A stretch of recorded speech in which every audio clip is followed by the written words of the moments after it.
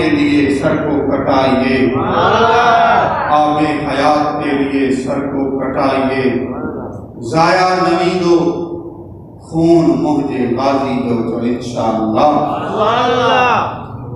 ضائع نمی دو، خون مہجے غازی دو، انقلاب آنی دو، خون مہجے غازی دو، مصطفیٰ کی حرمت تے بھونکدا جے کے رحم تھا، بند بات کرائیں دو، خون مہجے غازی دو، اے کیر ان جو عاشقہ، کیر ان جو غدار، کیر ان جو عاشقہ، کیر ان جو غدار، چہرہ سب دکھائی دو، خون مجھے غازی دو۔ اللہ رب العزت جل جلالہ و امن والہ ہمیں غازی ملک ممتاز قادری شہید رحمت اللہ علیہ کے مشن پر چلنے کی توفیق عطا فرمائے۔ اللہ رب العزت نے ارشاد فرمایا لا تجد قوما یؤمنون باللہ والیوم الآخر یوادون من حاد اللہ ورسولہ ولو كانوا آباءهم، ہرگز تم ایسی قوم نہیں دیکھو گے جو اللہ اور آخرت پر ایمان رکھتے ہوں اور دوستی لگائیں ان کے ساتھ جو اللہ اور اس کے رسول صلی اللہ علیہ وسلم کے دشمن ہو، چاہے ان کے والدین ہی کیوں نہ ہوں، چاہے ان کے بیٹے بھائی رشتہ دار ہی کیوں نہ ہوں، اللہ اور آخرت پر ایمان رکھنے والے اللہ اور اس کے رسول کے ساتھ کبھی دوستی نہیں لگائیں۔ آیت مقدسہ مطہرہ کا میں نے آپ کے سامنے ترجمہ پیش کیا، اس کی تفسیر سنیں۔ یہ آیت مقدسہ تمام صحابہ کرام علیہم رضوان کے لیے اللہ رب العزت نے نازل فرمائی، بالخصوص خلیفہ بلا فصل حضرت سیدنا ابو بکر صدیق رضی اللہ تعالیٰ عنہ کی شان میں اللہ رب العزت نے نازل فرمائی۔ کب نازل فرمائی؟ جب ابو قحافہ صدیق اکبر کے والد، نام حضرت عثمان تھا، کافی دیر بعد اسلام لائے، 98 سال کی عمر میں تقریباً، اس سے پہلے اسلام کے مخالف تھے۔ ایک مرتبہ حضرت صدیق اکبر رضی اللہ تعالیٰ عنہ کے سامنے سرکار علیہ السلام کے بارے میں ناشائستہ الفاظ استعمال کر دیے، سرکار کی توہین کا پہلو ظاہر ہو رہا تھا ان کی باتوں سے، تو حضرت صدیق اکبر نے اپنے باپ کو تھپڑ دے ماری۔ صدیق اکبر کے والد جا کے گرے، خود سرکار کی دربار میں صدیق حاضر ہوئے اور یہ ماجرا عرض کیا، یا رسول اللہ میرے والد آپ کے بارے میں ناشائستہ الفاظ کہہ بیٹھے، مجھ سے برداشت نہ ہوا، میں نے اپنے باپ کو تھپڑ دے ماری۔ نبی کریم علیہ السلام نے صدیق اکبر کو فرمایا صدیق آج کے بعد اپنے باپ سے نہ لڑنا، آج کے بعد اپنے باپ سے نہ لڑنا۔ سرکار مدینہ علیہ السلام اپنے علم غیب سے دیکھ رہے تھے کہ اب صدیق اکبر کی تھپڑ لگنے کے بعد ابو قحافہ اسلام قبول کر جائے گا، اس لیے سرکار نے ابو قحافہ کے مستقبل کو دیکھ لیا کہ اب تھپڑ لگنے کے بعد عقل ٹھکانے آئے گی، اس لیے سرکار نے فرمایا آج کے بعد نہ لڑنا، کیونکہ آج کے بعد موقع ملے گا ہی نہیں، یہی آپ کا والد ابو قحافہ اسلام قبول کر جائے گا۔ لیکن صدیق اکبر نے جب سرکار سے سنا کہ اپنے باپ سے نہ لڑنا، وہاں پر ایک عرض کیا، یا رسول اللہ لو کان السیف منی قریبا لقتلتہ، یا رسول اللہ کیا کرتا میرے قریب تلوار نہ تھی، اگر میرے قریب تلوار ہوتی باپ کو تھپڑ نہ مارتا، تلوار کے ساتھ باپ کو قتل کر دیتا۔ لو کان سیف منی قریبا، یا رسول اللہ میرے قریب تلوار نہ تھی، باپ کو تھپڑ نہ مارتا، لقتلتہ، اپنے باپ کو قتل کر دیتا۔ یا رسول اللہ باپ ہے اپنی جگہ، آپ کی جو توہین کرے صدیق سے برداشت نہیں ہوتا۔ اللہ رب العزت نے صدیق اکبر کی عظمت بیان فرمائی، لا تجد قوما یؤمنون باللہ والیوم الآخر یوادون من حاد اللہ ورسولہ ولو کانوا آباءہم۔ اللہ اور آخرت پر ایمان رکھنے والے ہرگز تم ایسی قوم نہیں دیکھو گے جو اللہ اور آخرت پر ایمان رکھتے ہوں اور دوستی لگائیں ان کے ساتھ جو اللہ کے رسول کے دشمن ہوں، چاہے ان کے والدین ہی کیوں نہ ہوں۔ یعنی مطلب معلوم ہوا چاہے ابو قحافہ صدیق کے والد ہی کیوں نہ ہو، صدیق اللہ اور آخرت پر ایمان رکھنے والا اللہ اس کے رسول کے ساتھ کبھی دوستی نہیں لگا سکتا۔ اب یہاں سے ایک اور بات کی طرف آپ توجہ دیں۔ عدالتوں میں یہ کہا جاتا ہے کہ ماورائے عدالت قتل کرنا، قانون ہاتھ میں اٹھا لینا، یہ درست نہیں ہے، یہ درست نہیں ہے۔ ممتاز قادری پر انہوں نے اس طرح کی باتیں چھیڑی کہ یہ انہوں نے قانون ہاتھ میں لیا، اور جو ڈرپوک ہمارے ملا تھے وہ بھی حکومت کے چکروں میں آ گئے، انہوں نے بھی کہہ دیا کہ ہاں جہاں تک ممتاز قادری نے قتل کیا گورنر کو، گورنر گستاخ تھا، لیکن ان کو ماورائے عدالت قتل نہیں کرنا چاہیے تھا۔ اب میں آپ سے پوچھنا چاہتا ہوں، صدیق کی شان اللہ رب العزت نے بیان فرمائی اور یہ آیت نازل ہوئی، صدیق نے جو اپنے باپ کو تھپڑ ماری تھی، کیا وہ ماورائے عدالت تھپڑ نہیں ماری تھی؟ سرکار موجود تھے، حضور سے فتویٰ کیوں نہیں لیا؟ آج کی عدالت دیکھ لیں، کوئی مسئلہ ہو جائے عدالت میں جاؤ، لیکن صدیق اکبر کے سامنے باپ نے توہین کی، سرکار کے پاس نہ گئے۔ سب سے بڑے عادل ہمارے آقا و مولا ہیں، سب سے بڑی عدالت ہمارے محبوب کی ہے، اس عدالت کو بھی صدیق نے چھوڑ دیا، اپنے باپ کو ماورائے عدالت۔ صدیق اکبر نے اپنے باپ کو قانون ہاتھ میں اٹھا کر تھپڑ دے ماری، اور تلوار ہوتی، صدیق نے کوئی ایسے ہی باتیں نہ کی، اور حقیقت ہی اگر تلوار ہوتی صدیق باپ کو تھپڑ نہ مارتے، قتل کر دیتے، لیکن ماورائے عدالت قتل کر دیتے، قانون ہاتھ میں اٹھا لیتے۔ اب قانون بھی ہاتھ میں اٹھا لیا گیا، تھپڑ مار دی گئی، قتل کے لیے آمادہ تھے لیکن تلوار نہ تھی، تو اللہ رب العزت آیت نازل فرماتا کہ صدیق نے غلط کیا، عدالت قانون ہاتھ میں اٹھایا، ماورائے عدالت تھپڑ ماری، اور قتل کرنے کا پکا ارادہ بھی تھا لیکن تلوار قریب نہ تھی۔ نہیں، بلکہ رب العزت جل وجلہ الکریم نے صدیق کی عظمت کو بیان فرمایا، اور آنے والے تمام قیامت تک مسلمانوں کی نشانی بیان کر دی کہ جو اللہ اور آخرت پر ایمان رکھتے ہیں مومن، وہ اللہ اور اس کے رسول کے دشمن کے ساتھ کبھی بھی یاری نہیں لگائیں گے۔ قیامت تک کے لیے یہ قرآن میں آیت موجود ہے، اور قیامت تک کے لیے مسلمانوں پر حکم بھی موجود ہے۔ جب تک یہ آیت ہے، قرآن ہے، مومن ہے، اس آیت پر عمل کرتے رہیں گے، سرکار کی توہین ہوگی تو مسلمان فوراً بدلہ لیتے رہیں گے۔ اب ایک اور دلیل میں آپ کو عرض کروں،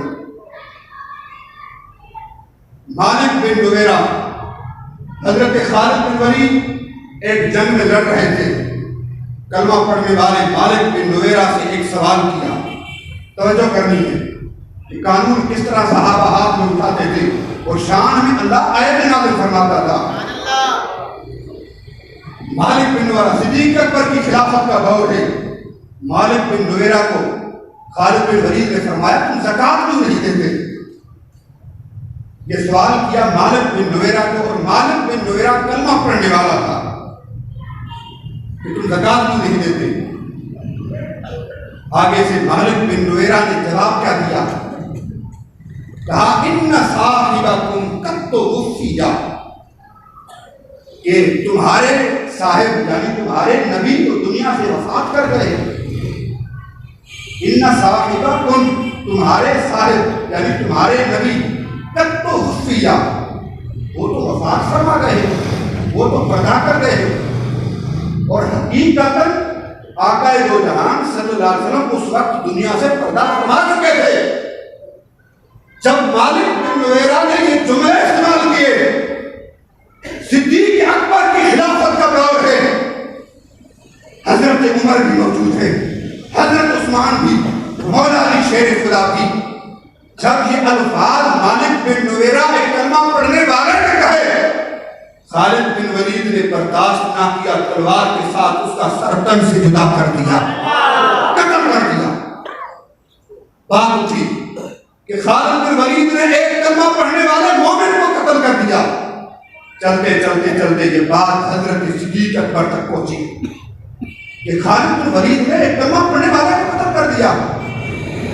آپ جلال میں آئے اور دوران جنگ سے حضرت خالد بن ولید کو واپس بلایا گیا.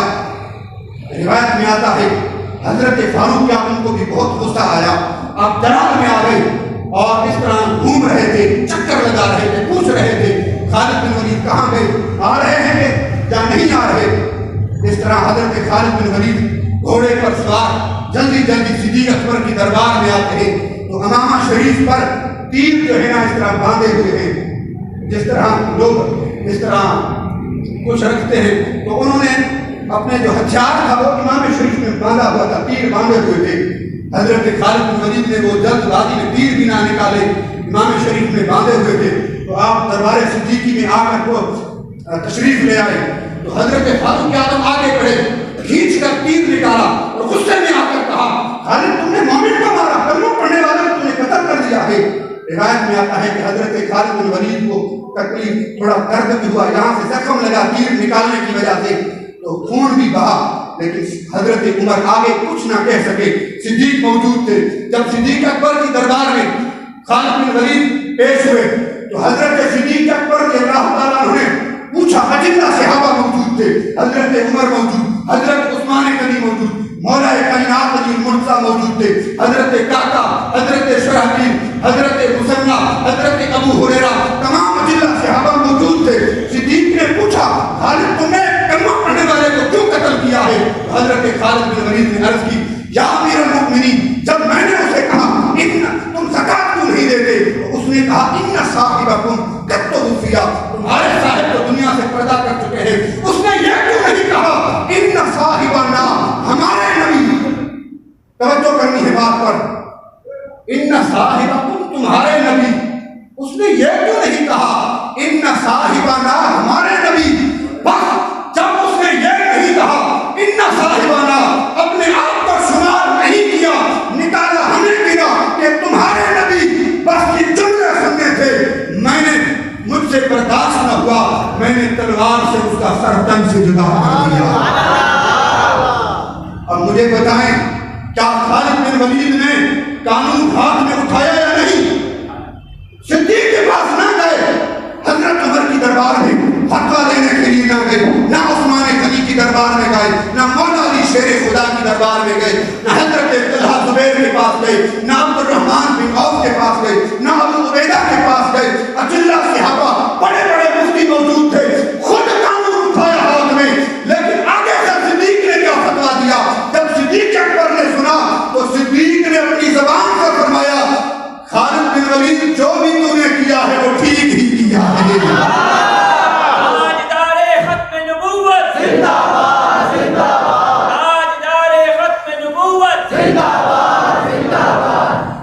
تو قانون ہاتھ میں اٹھایا یا نہیں؟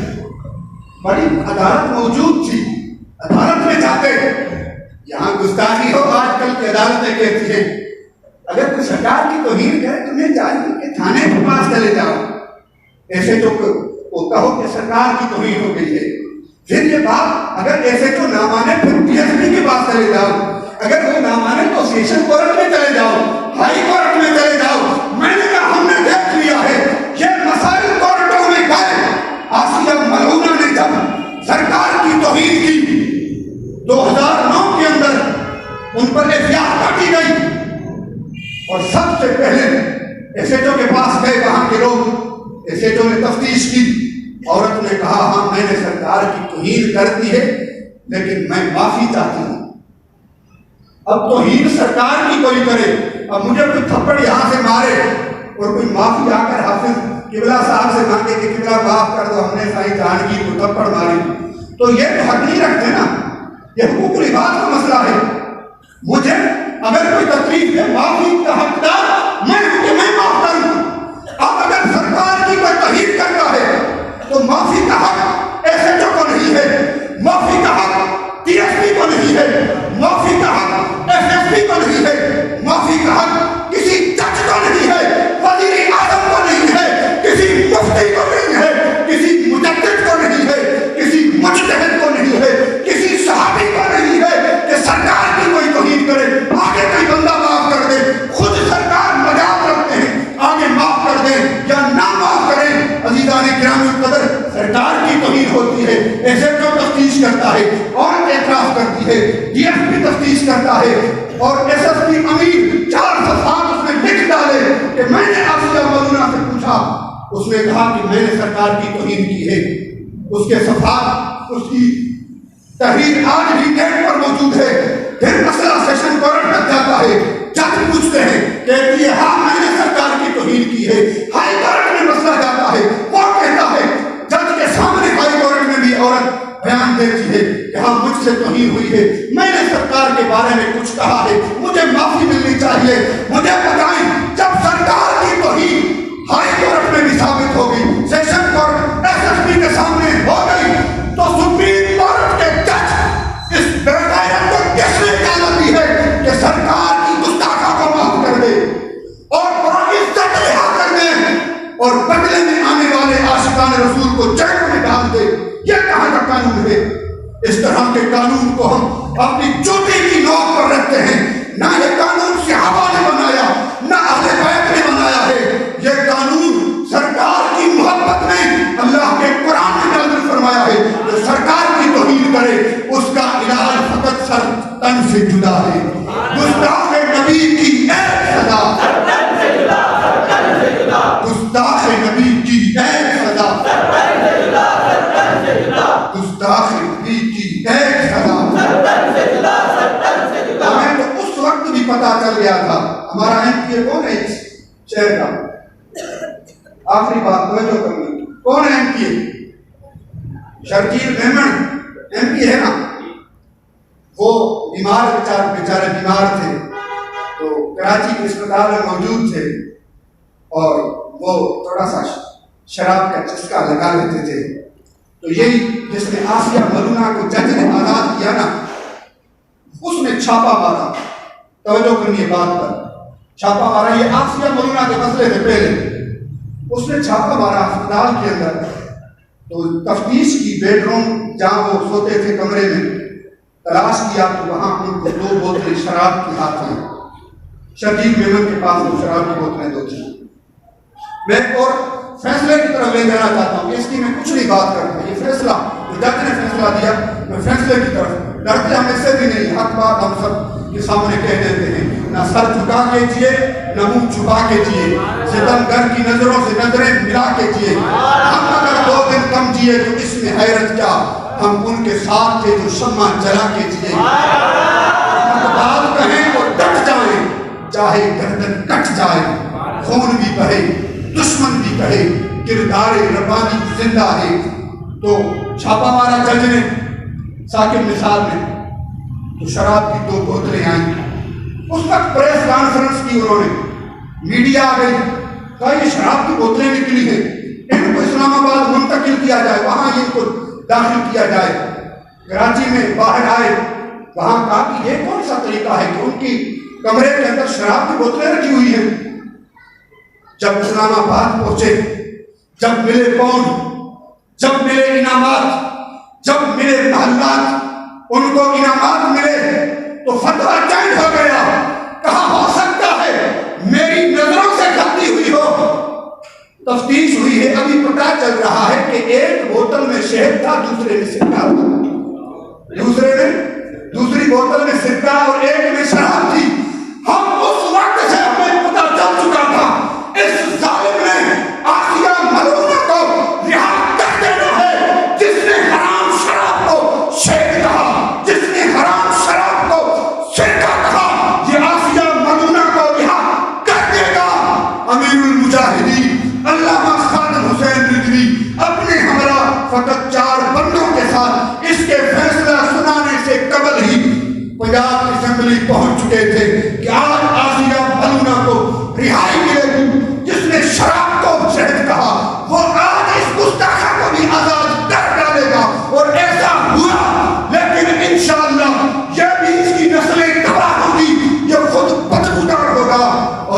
انشاءاللہ قیامت اور حشر کے اندر بھی تباہ و برباد ہوگا. جس طرح یہ نواز شریف تباہ ہوا، اس کا بھائی تباہ ہوا، اس کی پارٹی تباہ ہوئی ممتاز قادری کو پھانسی لگانے کی وجہ سے اور آسیہ ملونہ کو آزاد کرنے کی وجہ سے، انشاءاللہ یہ حکومت بھی تباہ و برباد ہو جائے گی اور انشاءاللہ بیڑا پار ہوگا. تو لبیک یا رسول اللہ کہنے والوں کا ہوگا. ربنا جنت ہمیں عمل کرنے کی توفیق عطا فرمائے. وآخر دعوانا